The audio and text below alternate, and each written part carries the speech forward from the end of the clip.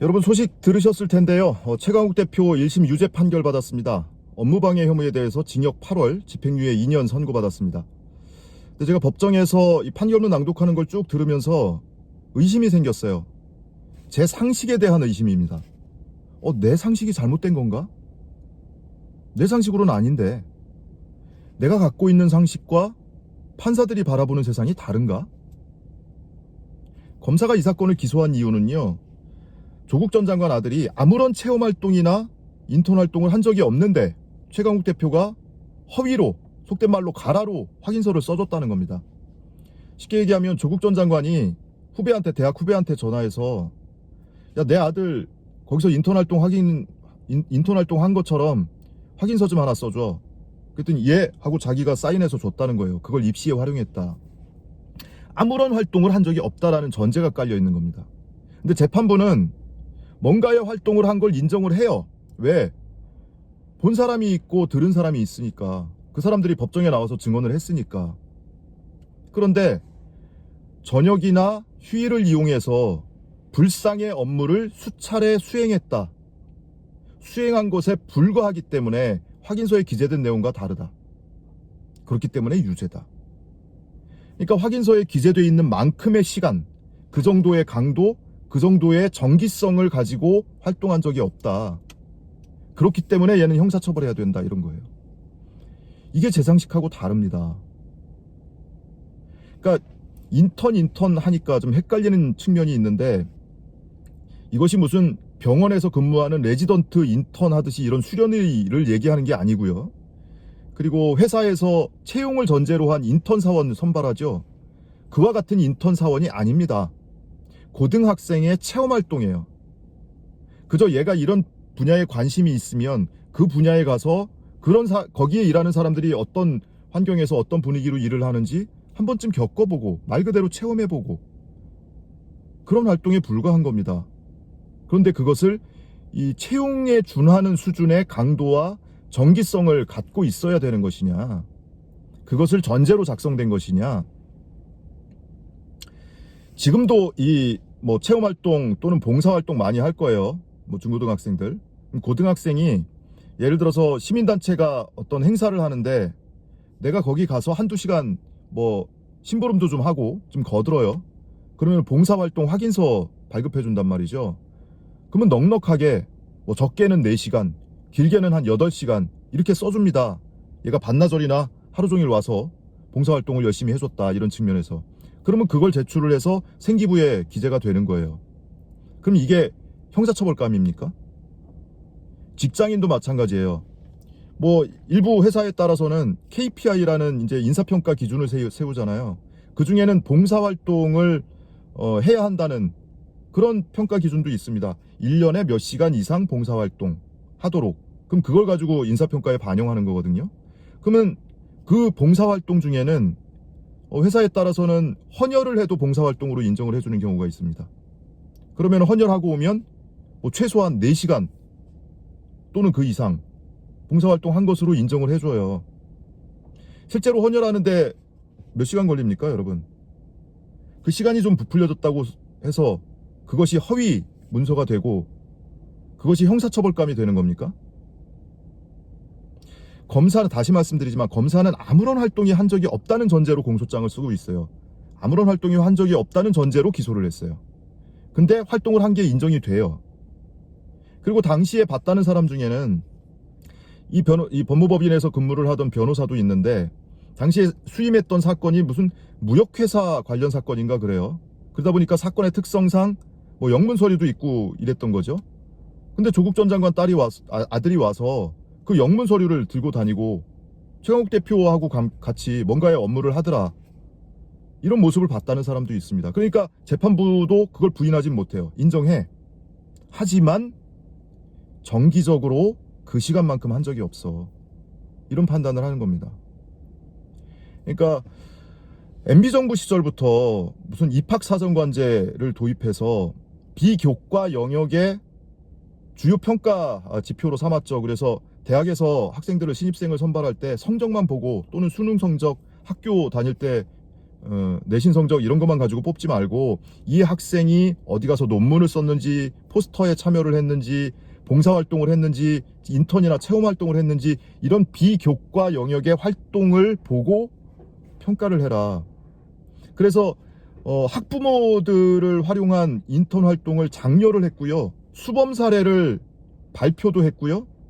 그리고 그 잘 되고 있는 데에는 예산도 지원을 해주고, 그게 지금 기사 검색하면은 그 당시 시절 그런 기사가 다 나옵니다. 그 연장선상에서 이루어졌던 일이거든요. 재판부가 판결을 하면서 사회적 지위나 신뢰관계가 없으면 받을 수 없는 거였다. 다 그래요. 그러니까 도덕적으로 비난할 수 있어요. 에이, 아빠가 대학 교수니까, 법대 교수니까 그 후배한테 변호사 사무실에서 인턴 좀 시켜줘. 할 수 있었던 것 아니냐. 뭐 공정 외치더니 그거 내로남불 아냐? 이런 식의 비난. 뭐 비난하려고 들면 얼마든지 비난할 수 있어요. 근데 그게 징역형을 선고할 정도의 형사처벌감이냐. 그 지점에서 제 상식하고 다른 거예요. 그러니까 저도 이 사건을 뭐 방청을 하거나 또는 선고 결과를 보고 또는 언론인들이 보도한 기사를 쭉 보고 그러면 그냥 대충 아는 상태에서 보면 그냥 뭔가 부풀려졌네. 허위네, 내용이. 그 시간이 실제하고 다르네.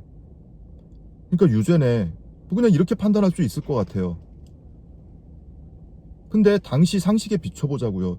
여러분의 모습 또는 여러분 주변 환경을 보자고요. 제 상식이 잘못된 겁니까?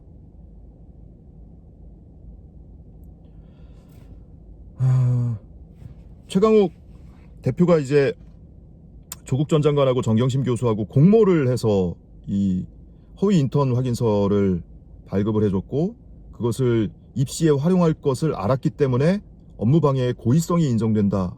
뭐 이렇게 해서 유죄 판결을 받았는데, 그 때문에 이제 조국 전 장관과 정경심 교수에게도 매우 불리하게 작용을 할 겁니다. 이 혐의에 대해서 불가피할 것 같은데, 이게 항소심 또는 대법원 상고심으로 가면 얼마든지 뒤집힐 수 있지 않을까? 조금 다른 얘기지만 이 조국 전 장관 딸의 대학에서의 그 활동, 대학교에서 했던 뭐 논문 포스터 참여라든지 이런 거에 대해서 그 대학에서 자체 심사를 거쳐서 아무 문제가 없다라고 판단을 했어요. 공주대의 케이스가 그런 케이스죠. 그럼에도 불구하고 재판부에서는 유죄 판결을 했습니다. 근데 학문의 자율성, 대학의 자율성 이런 것들을 헌법의 기본 가치로 보면 대학에서 그 정도는 아무 문제가 없다라고 판단을 했다면 그것을 형사처벌할 수는 없어 라는 판단이 나올 수 있지 않을까? 그러니까 여러분께 뭐 제가 쉴드 치려고 말씀드리는 게 아니고 있는 그대로 말씀을 드린 건데, 여러분의 상식에 한번 맡기는 겁니다. 저는 제 상식하고는 달라요. 이것을 도덕적으로 비난하려고 마음먹고 지켜보는 사람 입장에서는 얼마든지 비난할 수 있다고 봐요. 그것이 옳든 그르든 제 기준에 하고 맞든 틀리든 간에 얼마든지 그렇게 볼 수도 있다. 하지만 그것을 징역형을 선고해서 형사처벌을 해야 될 까민가에 대해서는 생각이 좀 달라질 거라고 생각이 됩니다. 그래서 최강욱 대표도 끝나고 뭐 기자들하고 인터뷰를 잠시 한 1분 정도 하고 갔는데요. 당연히 이제 항소한다는 뜻을 밝혔고, 그리고 검찰의 이런 폭주를 제어할 수 있는 유일한 기관이 사법부임에도 불구하고 과연 재판부가 그렇게 했는지에 대해서 좀 의구심을 표하기도 했습니다. 그리고 사실은 제가 이제 이 실체적 사실관계에 대해서 중심으로 말씀을 드렸는데, 법리적으로도 여러 가지 공방이 있었습니다. 그거에 대해서 오늘 재판부의 판단이 있었는데, 그냥 쉽게 얘기하면 공소권을 남용한 것이다, 검찰이. 그리고 공소권을 남용했다는 주장의 사유로 굉장히 여러 가지가 있는데, 카테고리가 그것에 대해서 하나도 인정을 안 했습니다. 그 중에 한 가지만 사례를 들자면 검찰청법을 위반했다는 거거든요. 지검장이, 검사장이 소속 검사들의 지휘 감독을 할 권한이 있고 책임이 있는데도 불구하고 지검장 패싱하고 제쳐놓고 검찰총장이 바로 검사들에게 기소하라고 업무 지시했다. 검찰청법 위반한 거다. 근데 이 부분에 대해서 재판부가 판단을 하면서 검사 동일체 원칙을 들먹입니다. 아무 문제 없다. 소속 검사장이 지휘감독권이 있지만 검사 동일체 원칙이 있기 때문에 검찰총장도 지휘할 수 있는 거다. 검사 동일체 원칙이 폐지된 지가 언젠데요. 그게 법전에 명문화돼 있던 겁니다. 검사 동일체 원칙이라는 게. 근데 그게 폐지된 게 언젠데 재판부가 아직도 검사 동일체 원칙을 근거로 해서 판단을 하는가.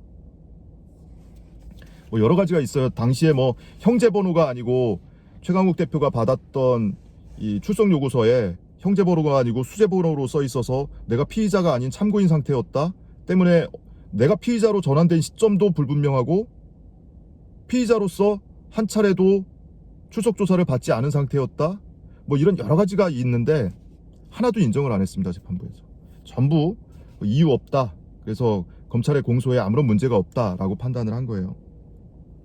어쨌든 많은 분들이 최근에 이제 이런 우울한 뉴스가 계속 나오니까 화도 나고 좀 불쾌하기도 하고 왠지 그 불쾌하다라는 것은 내 상식하고 맞지 않기 때문에 드는 기분일 겁니다. 저 역시 불쾌해요. 그러다 보니까 아유 지긋지긋해. 이 재판이 벌써 얼마나 지난 거야 하면서 지치기도 하고 그런 심정 충분히 제가 이해를 하고요. 근데 어찌됐든 검찰개혁 끝난 게 아니거든요. 그리고 검찰개혁이 왜 필요한지를 이런 사건에서 여실히 지금 확인이 되고 있기 때문에 그리고 사법개혁과 함께 말이죠. 꾸준히 관심 갖고 지켜볼 수밖에 없다. 그리고 저도 계속 이렇게 우울한 소식을 여러분께 전해드려야 하는 입장, 그리고 저도 뉴스를 통해서 접하는 입장에서는 좀 지치기도 하고 그래요. 근데 내 상식하고는 다르니까 내 상식으로는 저거는 형사처벌할 수 있는 성질의 문제가 아닌데 그래서 지속적으로 방청도 하고 소식을 여러분께 공유할 수밖에 없다는 점 말씀 좀 드립니다. 앞으로 또 계속 가야죠. 또 최강욱 대표도 뭐 이 사건뿐만이 아니고 이 사건도 이제 당연히 이제 항소심이 진행이 될 테지만 선거법 위반 사건 또 있죠. 그리고 엊그제 기소돼 있는 이동재 전 기자 명예훼손 사건 또 있죠. 그것도 또 3건을 연달아서 동시에 진행을 해야 되는 입장에서 당사자가 누구보다 괴로운 거 아니겠습니까? 하여튼 계속 좀 응원하고 제가 상식이 내 상식이 정말 잘못됐구나 라고 어느 순간 제가 깨닫게 된다면 그 사실을 고백을 하겠습니다. 여러분께. 근데 아직까지는 재판부의 이런 결정이 제 상식하고는 달라요. 더 반복하면은 뭐 중언부언은 될 것 같으니까 뭐 이 정도로 오늘 소식은 마치겠습니다. 고맙습니다.